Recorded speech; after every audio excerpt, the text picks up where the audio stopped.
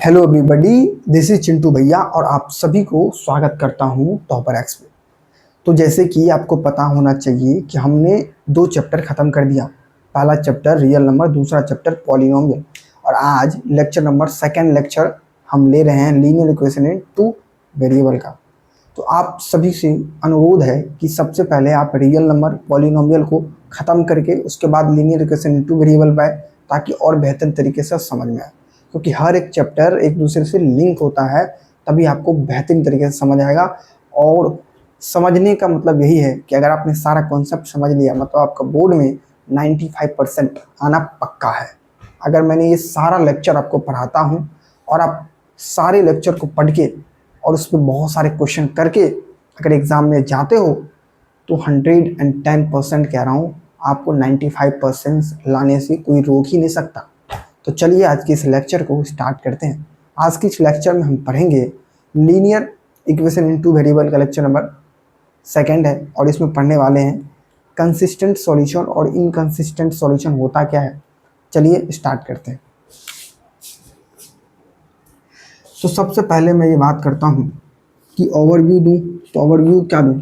सबसे पहले मैंने एक रियल नंबर चैप्टर ख़त्म किया था, है ना। रियल नंबर चैप्टर को मैंने वाइंड अप किया था बहुत बेहतरीन तरीके से। मैंने कम से कम 4 लेक्चर लिया हूँ इसमें, है ना। दूसरा चैप्टर मैंने ख़त्म किया पॉलिनोमियल, है ना। पॉलिनोमियल्स ख़त्म किया। इसमें कम से कम मैंने 3 लेक्चर लिया हूँ, 3 या 4 लेक्चर इसमें लिया हूँ। बहुत बेहतरीन तरीके से मैंने पढ़ाया हूँ, चाहे वो क्वेश्चन हो, है ना, चाहे वो क्वेश्चन हो या कॉन्सेप्ट हो, है ना। सारे क्वेश्चन प्लस कॉन्सेप्ट मैंने कवर किया हूँ इस 4 लेक्चर में, जिसमें आपको एनसीईआरटी का एक्सरसाइज हो या प्लस आरएस अग्रवाल, है ना, आरएस अग्रवाल सर का जो बुक है ना, उससे बेहतरीन क्वेश्चन मैंने सॉल्व कराया हूँ। ठीक है, तो प्लीज़ जाके आप एक बार इसको ज़रूर गो थ्रू करें, पॉलिनोमियल को क्लास करके ख़त्म करें और रियल नंबर को भी क्लास करके ख़त्म करें। ख़त्म करने का मतलब ये नहीं होता कि आप लेक्चर को देख रहे हो, उसके साथ आपको क्या करना पड़ेगा, नोट्स बनाना पड़ेगा, है ना। थोड़ा सा नोट्स बनाएं, है ना। नोट्स ऐसा होना चाहिए जो आपको समझ में आए, हमें समझ में नहीं आना चाहिए। ठीक है, आप लिख रहे हो, आपको समझ में आना चाहिए। नोट्स समझ रहे हो मैं क्या बोल रहा हूँ। तो नोट्स प्लस अपना एक कॉपी होना चाहिए आपके पास। कौन सा कॉपी, रफ कॉपी होना चाहिए। रफ कॉपी में जो क्वेश्चन मैं बोलता हूँ यहाँ पर सॉल्व करने के लिए, उसको क्लास वर्क वाले कॉपी में करना है। उसके बाद होमवर्क्स वाले कॉपी अलग होना चाहिए। जो मैं यहाँ पे होमवर्क देता हूँ उसको आपको सॉल्व करके टिक करना है, और नेक्स्ट डे जब मैं आऊँ तो कमेंट सेक्शन में आपका वो होना चाहिए डाउट कि भैया मुझे ये समझ में नहीं आया, तो मैं उसमें और गो थ्रू करूँगा और अच्छे तरीके से आपको सॉल्यूशन उसका करा के यहाँ से जाऊँगा। ठीक है, चाहे मुझे एक एक्स्ट्रा लेक्चर लेना पड़े मैं ले लूँगा, कोई दिक्कत नहीं। मगर मैं चाहता हूँ कि आपकी जो मार्क्स है ना वो ग्रो करे, मैं नहीं चाहूँगा कि आपके मार्क्स घटे। तो प्लीज़ ये जो रोड मैप आपको जो बताया हूँ कि मैंने सबसे पहले रियल में ख़त्म किया, पॉलिनोमियल में मैंने क्या क्या करवाया हूँ, सारा चीज़ आपको ध्यान होना चाहिए। उसके हिसाब से आपको पढ़ाई करना है ना, क्या करना है सारा चीज़ दे दिया वही, है ना। चलिए अब यहाँ से क्लास को स्टार्ट करते हैं।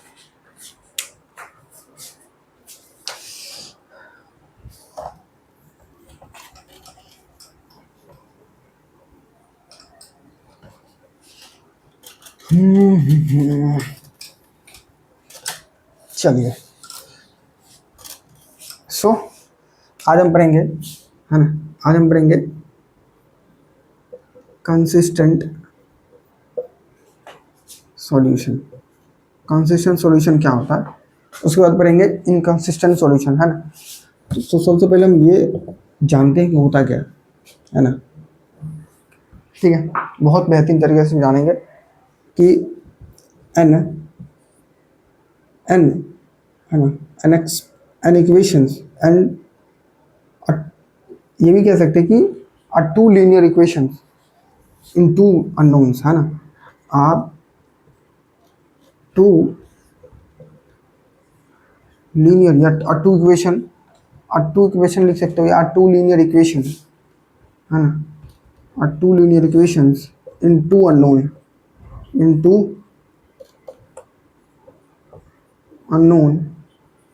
Unknown is said to be है ना, is said to be consistent, said to be consistent solution if it is at least one solution है ना, SOL रूट सॉल्यूशन है ना। कितनी बड़ी बात मैंने बोल दिया, ध्यान समझना मैं क्या बोल रहा हूँ है ना। अब मैं क्या करूँगा, इसको एनालाइज करके नीचे लिखूंगा इस पे है ना। इस बॉक्स के अंदर जो मैं लिखूंगा उसको कॉपी पे लिखना है। सबसे पहले शुरू से पढ़ते हैं क्या लिखा मैंने। और टू लीनियर इक्वेशन मतलब 3x plus 4y equal to 3, ठीक है। और दूसरा लिखते हैं 9x plus 3y equal to 2 है ना। और two linear equation in two unknown मतलब यहाँ पे x और y क्या है, अननोन है मतलब ये दो इक्वेशन क्या है, अननोन ही तो है। अरे भैया दो अननोन इक्वेशन है ना मेरे पास। A two linear equation is said to be है ना, a two linear equation in two unknown is said to be consistent. X Y क्या पे अननोन है, consistent solution if it's at least one solution.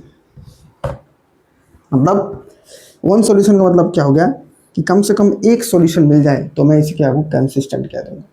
बहुत सुंदर। अब जैसे यहाँ देखो ना यार, कंसिस्टेंट सॉल्यूशन का ना एक एक्सप्रेशन होता है कि स्टैंडर्ड फॉर्म होता है, मैं समझाता हूँ कैसे।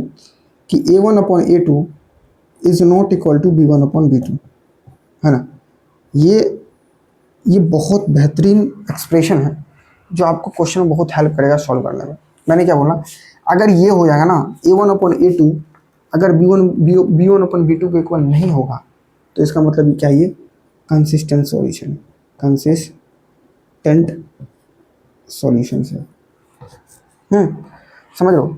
मतलब मैंने समझा नहीं सर, क्या बोल रहे हो आप। मैं क्या बोला सुनो ध्यान से। मैंने क्या बोला, जैसे मैंने 3x प्लस 4y है ना, 3x plus 4y equal to 3 लिखा और 9x plus 3y equal to मैंने 2 लिखा, ठीक है। अब मैंने क्या बोला कि A1/A2 is not equal to B1/B2। अगर ये हो जाए ना तो मैं इसे क्या कहूँगा कि ये क्या है ना, ये क्या है, एक यूनिक सॉल्यूशन देगा है ना। एक यूनिक सॉल्यूशन मतलब एक सॉल्यूशन तो देगा मुझे है ना, तो एक देगा मतलब एक अलग सॉल्यूशन देगा। अब देखो A1/A2 एक्स का कोफिशिएंट यहाँ पे क्या है 3, A2 का कोफिशिएंट क्या है A2 मतलब यहाँ पे ये हो गया 9 है ना, इज इक्वल टू B1 यहाँ पे क्या हो गया 4 और B2 क्या हो गया 3। अब क्या तुम्हें ये मुझे बताओ, क्या ये दोनों एक दूसरे को बराबर है क्या, ये बराबर नहीं है ना। 3 1 जा 3 3 दीजिए 4, 3 3 जाना है ना, 1/3 इज नॉट इक्वल टू 4/3। मतलब इसकी ना भाई एक सॉल्यूशन है ना। ये जो दो लाइन है ना L1 और ये L2 और L1 का एक सॉल्यूशन मतलब होगा, एक सॉल्यूशन इसका यूनिक होगा। तो मैंने क्या बोला कि A1/A2 is not equal to B1/B2 है ना। थोड़ा गहराई में चलते हैं, ये सबको लिखना है। अगर नोट्स बना रहा हूँ तो इसको लिखना, शॉर्ट नोट्स में केवल इसको लिखना है, इसको इस वाले को।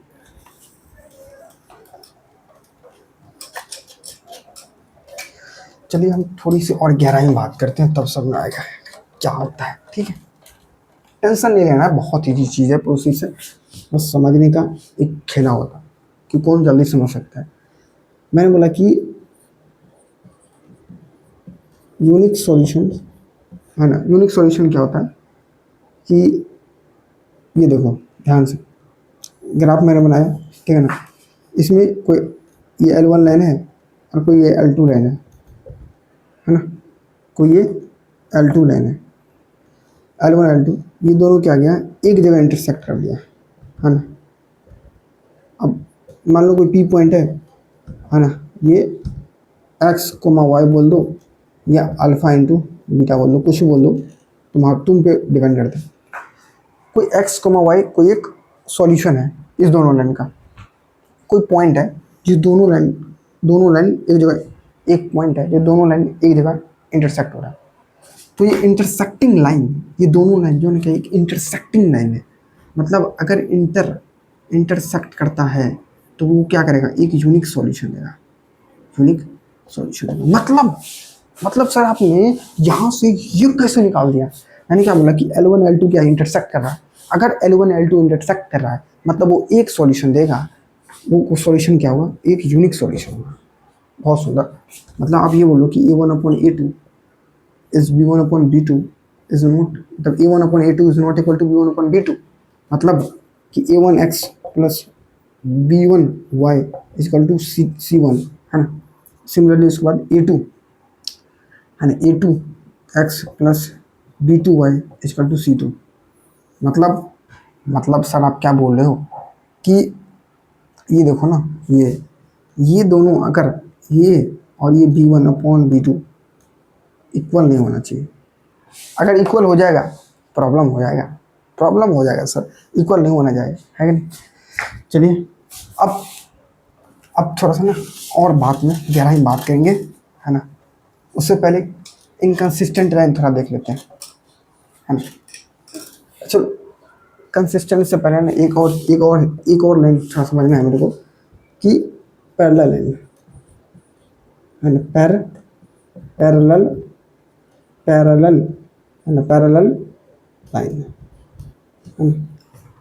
है ना। तो पैरेलल लाइन मतलब कैसे, मैं क्या बोला कि एक ये है ना, ये की लाइन है, देखो एक L1 लाइन है, एक L2 लाइन है। अब ये बताओ कि L1 L2 एक दूसरे को पैरेलल है कि नहीं। अरे यार ट्रेन के पटरी पर कभी चढ़े हो, ट्रेन के पटरी पैरेलल होता है, वो कभी भी इंटरसेक्ट नहीं करता। सिमिलरली यही होता है कि जो L1 L2 ये कभी भी नहीं इंटरसेक्ट करेगा, कभी भी इंटरसेक्ट नहीं करेगा। अगर कभी भी इंटरसेक्ट नहीं करेगा तो क्या इसका कोई सॉल्यूशन होगा क्या, नहीं होगा। मतलब सर क्या बात आपने बता दी भैया, आप क्या कितनी बड़ी बात बता दिया कि अगर ये दो लाइन इंटरसेक्ट नहीं कर रहा इसका मतलब सॉल्यूशन नहीं होगा।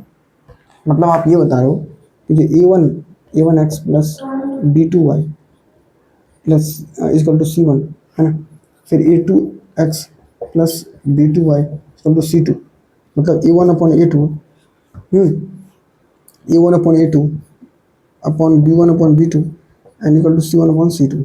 मतलब अब क्या कह रहा हूँ कि अगर कभी भी कुछ, मतलब मैं क्या बोल रहा हूँ, ध्यान सुना, मैं क्या बोल रहा हूँ कि अगर ये दो लाइन कभी इंटरसेक्ट ही नहीं करेगा तो मैं ये बताऊँ ना, तो ये हमेशा क्या करेगा भाई, ये पैरेलल होगा लेकिन ये इसके बराबर नहीं होगा। ये हमारा पैरेलल लाइन का ना स्टैंडर्ड फॉर्म हो गया। मतलब A1/A2 is equal to B1/B2 होगा, लेकिन C1/C2 बराबर नहीं होगा, है ना। नहीं समझे? अरे भैया मैं क्या बोला, अगर ये पैरेलल लाइन है ना तो मुझे एक बात बताओ, पैरेलल लाइन पे सॉल्यूशन ही नहीं होगा।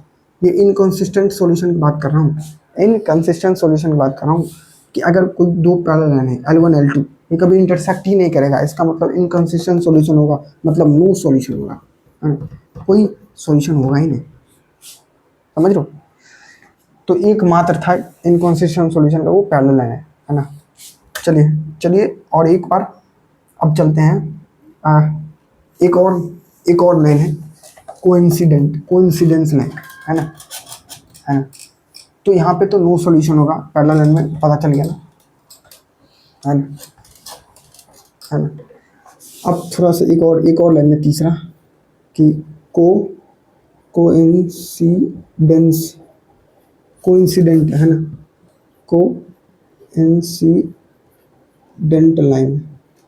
कोइंसिडेंट लाइन क्या होता है, जैसे मेरा ये ग्राफ है, कोई L1 लाइन है, कोई ये L1 लाइन है, इसी पर मैंने कोई L2 लाइन ड्रॉ कर दिया।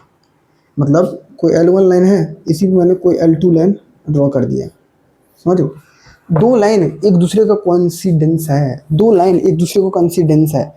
मैंने क्या बोला कि अगर कोई दो लाइन इंटरसेक्ट करता है तो एक सॉल्यूशन तो मिल जाएगा, एक यूनिक सॉल्यूशन मिलेगा, कम से कम एक मिलेगा। अगर बताओ, अगर मैं दोनों लाइन को एक साथ जोड़ दिया जाए तो मुझे ये बताओ क्या इसका सॉल्यूशन होगा या नहीं होगा। बिल्कुल इसका सॉल्यूशन होगा, वो भी इतना ज़्यादा सॉल्यूशन होगा ना भाई, जिसको तो आप गिन नहीं सकते। इनफाइनाइटली सॉल्यूशन होगा, मतलब इनफाइनाइटली मतलब मैं क्या बोल रहा है, इनफाइनिट, इनफाइनिटली मतलब अनंत। भाई गिन ही नहीं सकते इतना सॉल्यूशन इसका निकलेगा। क्योंकि देखो ना, एक लाइन पे ये चला, एक लाइन L1 है, अब ये एक लाइन और है जो L2 है। अब बता नहीं कितना सॉल्यूशन होगा इसका, बता कितना पॉइंट पे ये टच कर रहा है, देख सारे पॉइंट पे टच कर रहा है। क्या तुम इसको गिन सकते हो क्या? कभी नहीं गिन सकते हैं। इसका मतलब आपने बताया अगर एक L1 है, एक L2 है, L2 है, अब ये देख यहाँ पे इंटरसेक्ट करा, मतलब एक सॉल्यूशन, इसको गिन सकते हैं, है ना। इन्फिनेटली को तो कभी गिन ही नहीं सकते हैं मेरे भाई। तो समझ में आ गया नहीं कि कोइंसिडेंट लाइन, अगर एक लाइन दूसरी लाइन, एक लाइन दूसरी लाइन पे कोइंसिडेंट है, मतलब इसका इनफाइनाइट सॉल्यूशन होगा, ठीक है ना। और इसका जो स्टैंडर्ड फॉर्म जो होता है ना, स्टैंडर्ड फॉर्म जो होता है जिसको लिखते हैं, है ना। सो ये देख लो कि A1/A2 is equal to B1/B2 is equal to C1/C2, है ना। इसका सारा का सारा चीज़ इक्वल हो जाएगा, मतलब A1 भी A1/A2 equal to B1/B2 equal to C1/C2 हो जाएगा इक्वल। स्टैंडर्ड फॉर्म होता है कोइंसिडेंट लाइन का। चलो कुछ क्वेश्चन करते हैं, है ना, तब समझ में और अच्छा तरीके से आएगा। कोई दिक्कत नहीं भाई, आसान तरीके से हम इसको भी लपेट लेंगे, चिंता नहीं करने का मेरे भाई। चिंता कौन करता है यार, चिंता चिंता कौन करता है। एक मिनट, मुझे बस एक मिनट देना मेरे भाई, बस एनसीईआरटी का ना देखते हैं कि कुछ क्वेश्चन होगा तो उसको देखते हैं। बहुत सुंदर, बहुत खूब, है ना, है ना, समझ लो, तीनों पॉइंट समझ में आ गया ना।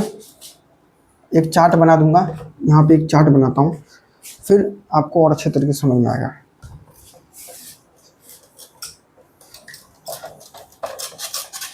है ना। एक चार्ट बना देता हूँ तीनों लाइन का, तो आपको बेहतरीन तरीके से समझ में आएगा इक्वेशन के साथ, है ना। सो सबसे पहले ये सबसे पहले ऊपर में लिखना है कि pair of lines, pair of lines छोड़ी लिखेंगे, उतना बड़ा नहीं लिखा है ना। बस हम ये बताएंगे कि कौन सा इंटरसेक्टिंग लाइन है और कौन क्या है, ठीक है।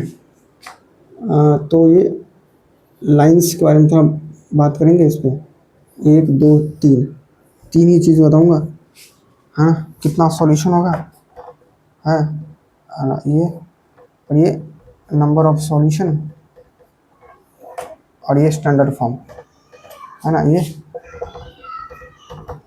स्टैंडर्ड, है ना, स्टैंडर्ड फॉर्म, ठीक है, ठीक है ना। ये लाइंस के बारे में बात करते हैं थोड़ा सा। पहला लिखेंगे, है ना, पहला लिखेंगे intersecting line, intersecting line.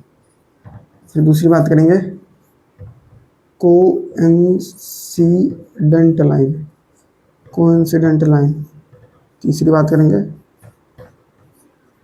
Parallel line, parallel line, ठीक है। नंबर ऑफ सॉल्यूशन, अब देखो इंटरसेक्टिंग लाइन में क्या होगा कि यूनिक सॉल्यूशन बनेगा, है ना, यूनिक सॉल्यूशन, है ना। इसको सिर्फ सॉल्यूशन ही लिखता है यहाँ पे, है ना। कितना सॉल्यूशन बनेगा, एक यूनिक सॉल्यूशन बनेगा इंटरसेक्टिंग में। कोइंसिडेंट लाइन में क्या होगा, इनफाइनाइटली, मतलब मेनी सॉल्यूशन तो लिख सकते हो या इनफाइनाइटली, है ना, मेनी सॉल्यूशन या इनफाइनाइटली, इनफाइनाइटली सॉल्यूशंस, है ना। पैरेलल लाइन में कितना होगा, नो सॉल्यूशन, पैरेलल लाइन में कोई सॉल्यूशन नहीं होगा। अब स्टैंडर्ड फॉर्म क्या होता है इंटरसेक्टिंग लाइन का, कि A1/A2 is not equal to B1/B2। और कोइंसिडेंट लाइन में क्या होता है कि A1/A2 इज इक्वल टू, है ना, इस B1/B2 is equal to C1/C2, coincident line, है ना। और पैरेलल लाइन क्या होता है कि जो A1/A2 equal to V1/V2 but not equal to C1/C2, है ना। ये C1/C2 हो गया, है ना। तो ये इसका स्टैंडर्ड फॉर्म है। सो आपको लिखना है। अब कुछ क्वेश्चन करेंगे तो उसको ध्यान से देखना, है ना। हाँ, ठीक है। आई थिंक आप इसको लिख लिए होंगे, तो आप इस पर कुछ क्वेश्चन करने में मज़ा आएगा, ठीक है। चलिए कुछ क्वेश्चन करते हैं।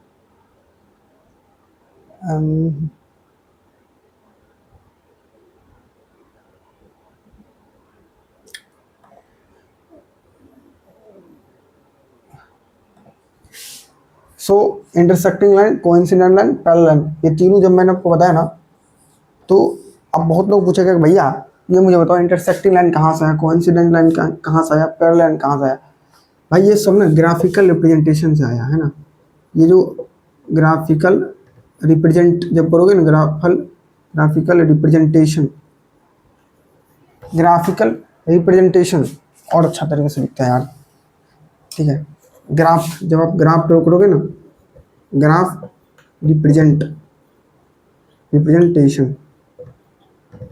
जब आप ग्राफ ड्रॉ करोगे ना, ग्राफ में जब ये सारी चीज़, ये पता है एक रिजल्ट है, ये ना एक रिजल्ट है। ये मत कहना कि भाई ये क्या है, ये एक रिजल्ट है। ग्राफ में जब बनाओगे ना, क्वेश्चन को जब सॉल्व करोगे, ग्राफ में बहुत अच्छे तरीके से लाइन ड्रॉ करोगे, तो एक लाइन इधर कट करेगा उधर कट करेगा, तो मतलब इंटरसेक्टिंग लाइन है। दो लाइन एक साथ कोइंसाइड कर रहा है तो कोइंसिडेंटल लाइन है, जिसका इनफाइनाइट सॉल्यूशन होगा। अगर कोई लाइन पैरेलल है ना, तो उसका सॉल्यूशन नहीं होगा, ऐसे सॉल्व होता है, ठीक है। बहुत अच्छा। चलिए ये चीज़ आपको जो बताया ना, ये अमृत है। इसको लिखना पड़ेगा आपको नोट्स कॉपी में, तब समझ में आएगा, ठीक है। चलिए जैसे मैं ना एक क्वेश्चन देता हूँ, ध्यान से सुनना, है ना। एक एग्जांपल लेता हूँ। अब एग्जांपल, है ना, आप एक एग्जांपल लेता हूँ, ठीक है। चलिए आपको ग्राफ, एक ना ग्राफ ड्रॉ करना है आपको, सिंपल सी चीज़ है। मैं आपको ना एक ग्राफ देता हूँ, एक क्वेश्चन है हर्ष अग्रवाल का, तो जल्दी जल्दी करेंगे, है ना। जल्दी टाइम नहीं लेंगे, बहुत ज़्यादा समय भी नहीं है हमारे पास, है ना, है ना। एक एग्जाम्पल नंबर 1 करते हैं, ठीक है। कह रहा है कि solve the graphical system of linear equation, एक तरह के x+2y=3, x=2y+3, इधर 4x+3y=2, है ना। ये दे रखा है ना। बाय ग्राफिकल मेथड से सॉल्व करना है, ग्राफिकल मेथड से इसको सॉल्व करना है। तो बहुत लोग देख रहे होंगे कि भाई मैं क्या कर रहा हूँ नीचे, तो भाई नीचे में ना हमारे पास लैपटॉप है जिसमें आरएस अग्रवाल का क्वेश्चन एक्सरसाइज खुला हुआ है, तो उसको सॉल्व करेंगे यहाँ पे, ठीक है ना। हमारे पास डिजिटल बोर्ड नहीं है जो 1 मिनट क्लिक करो तो यहाँ मिल जाएगा क्वेश्चन, क्लिक करो तो ये मिल जाएगा, हमें मिटाना पड़ता है, फिर नया क्वेश्चन को लिखना पड़ता है। तो हमने लैपटॉप का सहारा लेते हैं क्वेश्चन को लिखने में, ठीक है। तो ऐसा कुछ नहीं है कि बना हुआ क्वेश्चन है तो देख के मैं उतार रहा हूँ, आपको लग रहा होगा कि ये, लेकिन ये नहीं है। हमने खुद सारे क्वेश्चन यहाँ पे सॉल्व करता हूँ, समझाता हूँ, फिर यहाँ से जाता हूँ। ऐसा नहीं है कि मैं इजी क्वेश्चन करा के चला जाता हूँ, भाई क्वेश्चन का लेवल भी देख के भी करता हूँ। अगर कोई फालतू लेवल है तो मैं उसको रखता ही नहीं अपने क्लास में उस क्वेश्चन को। तो चलिए इसको सॉल्व करते हैं ग्राफिकल मेथड से। अच्छा, इसको सॉल्व करने के लिए ग्राफिकल मेथड से कैसे कैसे सॉल्व करते हैं, जैसे देखो, जो x+2y है ना =3, है ना। पहले एक, है ना, एक ओवरव्यू देते हैं कि इसको सॉल्व कैसे किया जाता है। तो हम लोग क्लास 9th में पढ़े होंगे, 9th में इसका इंट्रोडक्शन दिया जाता है वहाँ पे कि y=mx+c, ये लाइन का इक्वेशन होता है ना, लाइन का इक्वेशन होता है ना। अब सब क्या करेंगे कि y के टर्म्स में लिख लेंगे सब, ठीक है। जैसे इसको क्या कैसे लिखेंगे, 3 - x/2, है ना, 3 - x/2। अब ऐसे भी कर सकते हो, ऐसा बात नहीं कि यहाँ से नहीं कर सकते, यहाँ से भी वैल्यू पुट करके निकाल सकते हो, और यहाँ से भी कर सकते हो, ये इजी होता है थोड़ा, ठीक है ना। अब क्या करना है, एक बॉक्स ड्रॉ करना है, इसमें क्या कम से कम 2 लाइन लेना होता है, 2 पॉइंट लेना पड़ेगा ताकि अच्छे तरीके से आप इसको दर्शा सको ग्राफ पे, ठीक है। जैसे एक्स वाई ले रखा है ना, 3 पॉइंट ले लो, 1 2 3 1 2 3, है ना। तो 3 पॉइंट्स आपको लेने के लिए आप क्या पड़ेगा, एक्स के मान कुछ भी रखो। एक्स के मान चलो मैं इनको 1 रखता हूँ तो वाई कितना हो जाएगा, 2/2, वाई भी 1 हो जाएगा। एक्स के मान 2 रखता हूँ तो वाई कितना हो जाएगा, 1/2, 1/2 हो जाएगा। ऐसे करके ना सॉल्व करना होता है। तो ये मैंने बस ओवरव्यू दिया हूँ कैसे सॉल्व किया जाता है। चलिए सॉल्व करते हैं, ठीक है। तो सबसे पहले हम क्या करेंगे, है ना, सॉल्यूशन, आप सॉल्यूशन लिखेंगे, है ना। सॉल्यूशन क्या लिख देंगे, अब देखो x plus 2y equal to 3 है।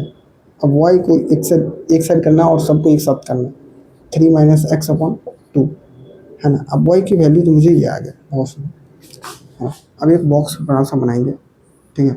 एक छोटा सा बड़ा सा बॉक्स बनाएंगे, कम से कम इसमें एक्स वाई 1 2, हाँ कम से कम 3 पॉइंट लेना है। तो अगर y की वैल्यू मैं 1 रखता हूँ, तो y का वैल्यू में ना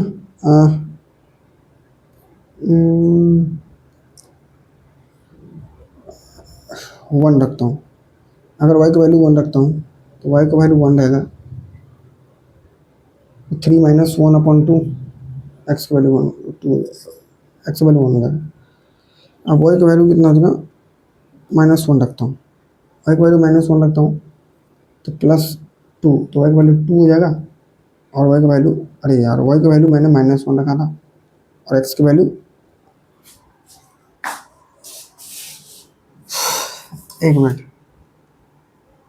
क्या हो गया, y की वैल्यू मैंने -1 रखा, तो -1 equal to 3 minus X upon 2, तो -2 इक्वल टू 3 माइनस एक्स, तो -2 minus 3 equal to minus X, -5 equal to minus X, minus में गया तो एक्स की वैल्यू 5 आ जाएगा।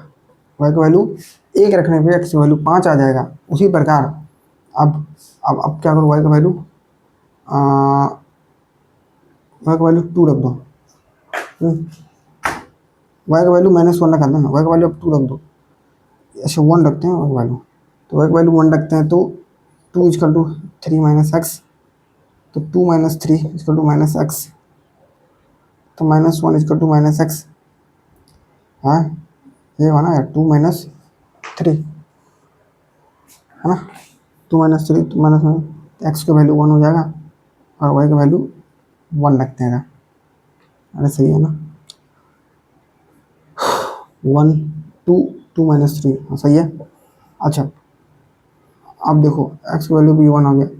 अच्छा अब वाई का वैल्यू मैं क्या कर रहा हूँ, 2 रखता हूँ, तो वाई का वैल्यू 2 रखने के लिए 2 equal to 3 minus X upon 2, 4 equal to 3 minus X, X का वैल्यू -1 हो जाएगा, एक्स की वैल्यू -1, वाई का वैल्यू 2। चलिए मुझे ना ये 3 पॉइंट मिल चुका है, अब ग्राफ ड्रॉ करते हैं। जैसे जैसे क्यों ना भाई, ऐसे ही सॉल्व करना है ग्राफ को, है ना। अब ग्राफ को ग्राफ कॉपी में सॉल्व करें तो बेहतर होगा, ठीक है ना। तो चलिए इस ग्राफ को सॉल्व करते हैं, उसके बाद हम देखेंगे कि क्या इंटरसेक्टिंग लाइन बन रहा है या कोइंसिडेंट लाइन बन रहा है या पैरेलल लाइन बन रहा है, वो चेक करेंगे, है ना। तो ऐसे हम यहाँ से आपको बता सकते हैं कि क्या ये कोइंसिडेंट है, क्या ये पैरेलल है, क्या ये इंटरसेक्टिंग लाइन है। कैसे बता सकते हैं, अभी मैंने आपको बताया था कि इसका A1 कितना है, 1 है, इसका A2 कितना है, 2 है, इसका अच्छा B1, इसका B1 कितना है, 2 है, इसका A2 कितना है, 4 है, और इसका B1 कितना है, B2 कितना है, 3 है ना, और इसका C1 कितना है, 3 है, इसका C2 कितना है, 2 है। तो अब क्या करेंगे कि A1 अपॉन A2, है ना, A1 upon A2 equal to B1 upon B2 equal to C1 upon C2, है ना। अभी मैं वैसे ही इसको लिख रहा हूँ, है ना, अभी इक्वल टू नहीं करूँगा, ठीक है ना। अब चेक करना पड़ेगा कि क्या ये इंटरसेक्टिंग लाइन है या पैरेलल लाइन है, कोइंसिडेंट लाइन है। तो कैसे चेक करते हैं, जैसे A1 अपॉन A1 क्या है, 1 है, A2 क्या है, 4 है, B1 क्या है, 2/3 है, और ये कितना 3/2। अब बताओ क्या कुछ आपको सेम दिख रहा है क्या, है ना, कुछ भी सेम नहीं दिख रहा है ना। तो क्या ये इंटरसेक्टिंग लाइन है क्या, बिल्कुल ये इंटरसेक्टिंग लाइन है। अब कैसे इंटरसेक्टिंग लाइन है, चलो इस पे देखते हैं कि क्या इस ग्राफ पे इंटरसेक्टिंग लाइन बन रहा है या नहीं बन रहा है ना। तो ये 1 होता है, ये 2 होता है, ये 3, ये -1, ये -2, ये -3, ये 1, ये 2, ये 3, ये 4, ये 1, ये 2, ये 3, ये 4, ये माइनस माइनस माइनस माइनस, ठीक है। तो अब ये अगर किसी को बनाने नहीं आता तो फिर प्रॉब्लम हुआ है ना, सीखो जाके कहीं दूसरी जगह, ठीक है। तो चलिए अब ये देखो, अगर x 5 है ना, 4 और x 5, तो x अगर x 5 है, ठीक है, x 5 है तो y माइनस 1 है, तो x 5 y माइनस 1, देख y माइनस 1, यहाँ ये पॉइंट यहीं बोल रहा है, ठीक है। बहुत सुंदर है ना, बहुत सुंदर। एक्स 1 है तो y भी 1 है, तो बहुत सुंदर है ना, ये पॉइंट है। एक्स 1 है तो है ना, एक्स 1 है तो y भी 1 है, और यहाँ 5 कमा माइनस 1 है। अच्छा, x माइनस 1 है तो y 2 है, x माइनस 1 है ना, x माइनस 1 है, x माइनस 1 है तो y 2 है। बहुत सुंदर है ना, तो x माइनस 1 है तो y 2 है, देख लो है ना। एक और पॉइंट लेना पड़ेगा कम से कम, तभी तो एक लाइन बनेगा, ठीक है। एक और पॉइंट लेना ही पड़ेगा। तो चलो x यहाँ पे ना क्या कहते हैं,